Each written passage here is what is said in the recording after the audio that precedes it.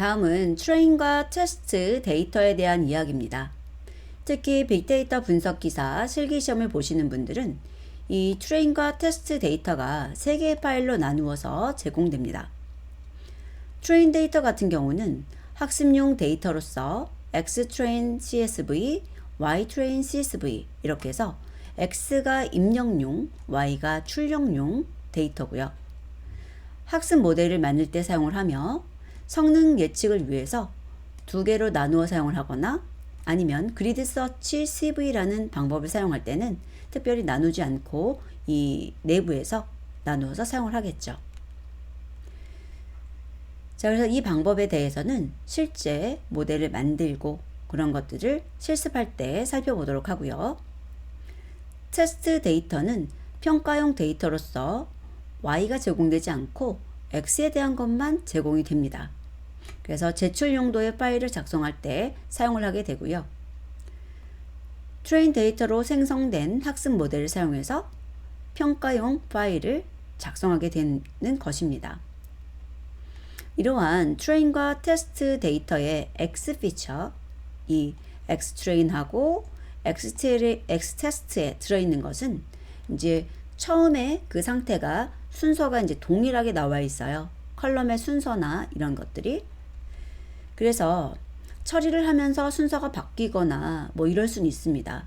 하지만 동일한 가공 처리가 돼야 되고 또 피처의 순서나 개수가 트레인과 테스트가 같아야 합니다. 그리고 2차원 형태이어야만 하죠. 트레인 데이터의 Y, 출력은 한 개의 컬럼, 즉 1차원 형태이어야 되고요. 이러한 트레인과 테스트 데이터는 서로 섞여서는 안 됩니다. 트레인 용도는 트레인 용도로만, 테스트는 또 테스트 용도로만 사용이 되어야 되고요.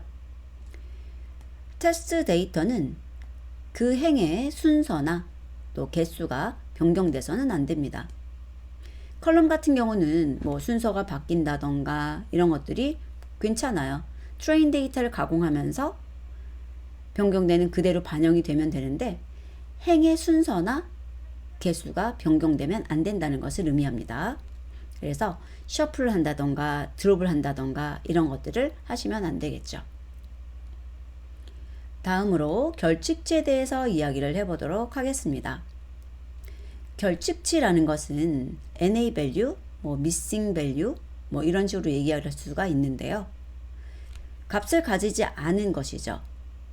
이런 머신러닝에서는 사용되는 데이터가 결측치를 가지고 있으면 학습할 수가 없습니다.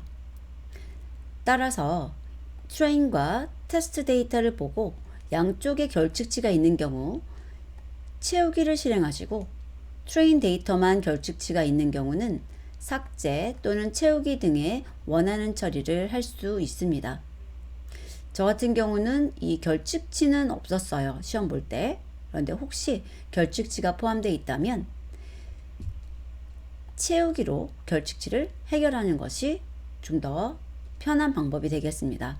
왜냐하면 이 테스트 데이터는 바뀌면 안 되거든요.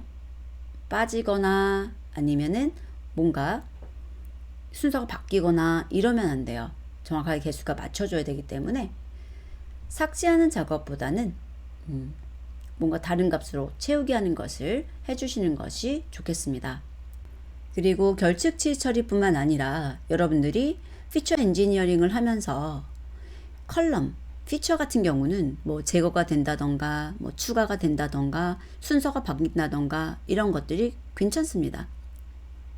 자, 그런데 이제 컬럼 말고 로, 행 같은 경우는 테스트 데이터 같은 경우 절대로 삭제되거나 순서가 바뀌면 안 돼요. 트레이닝 데이터는 뭐 행의 경우 빠진다던가 뭐 이런 경우 괜찮습니다. 그런데 테스트 데이터는 그러면 안 된다는 거죠. 그래서 그런 것들 꼭 기억해 두시고요. 이제 평가 결과 제출에 있어서는 원하는 의도를 잘 파악하셔야 돼요.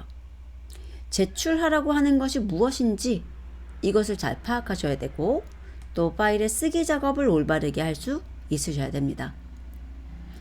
그래서 여기서 원하는 것이 이제 예측한 결과값일 수도 있겠지만 그것이 아닐 수도 있기 때문에 다양한 평가 도구들을 사용할 수 있어야 합니다. 예를 들어서 저 같은 경우는 그 분류 모델이 나왔었는데 분류 모델에서 이제 이진 분류가 나왔어요. 그러면은 그런 확률, 뭐 1일 확률, 뭐 0일 확률 이런 것들이 있었을 때 그 확률 값을 제출하라고 했거든요. 그리고 결과를 파일에 저장을 올바르게 할 수 있으셔야 되겠죠. 그리고 도움말을 충분히 사용해 보셔야 되는데 이제 거기서 저희들이 API 사용 방법을 볼 수가 없어요. 그 저희가 판다스나 사이클런이나 이런데 레퍼런스를 볼 수가 없다는 겁니다. 그래서 판다스나 사이클런 같은 도구의 임포트 방법이나 아니면 사용 방법을 충분히 익혀 주셔야 되는데 뭐 임포트하는 것들은 여러분들이 암기해 가시면 가장 좋을 것 같고요. 그 다음에 세부적인 함수나 어떤 기능의 사용 방법이 다 기억나지 않을 수 있습니다. 그럴 때는 dir이나 help 같은 것들의 기능을 사용해서 그 사용 방법을 이렇게 볼 수 있어야 된다는 것이죠. 자, 그래서 여기까지 이제 여러분들이 반드시 알아주셔야 되는 내용이고요. 이제는 실습을 통해서 scikit-learn의 라이브러리를 어떤 식으로 사용하는 것인지 가장 기본적인 방법부터 익혀보려고 합니다. 다음 학습에서 뵙도록 하겠습니다.